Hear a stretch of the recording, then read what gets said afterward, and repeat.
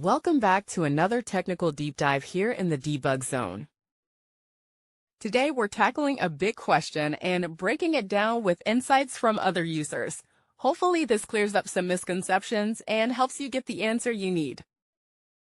So buckle up, stay a little curious, and let's jump right in.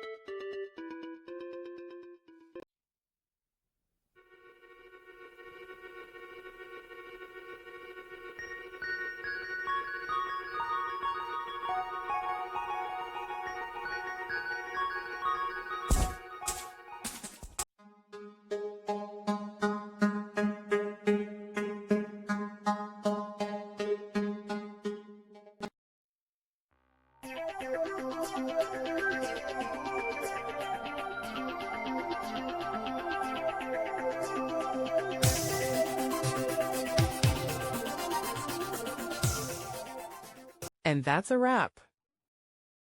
I hope you found the answer you were looking for. If you did, take a second to hit that subscribe button. It really helps out. And let me know in the comments which solution worked best for you.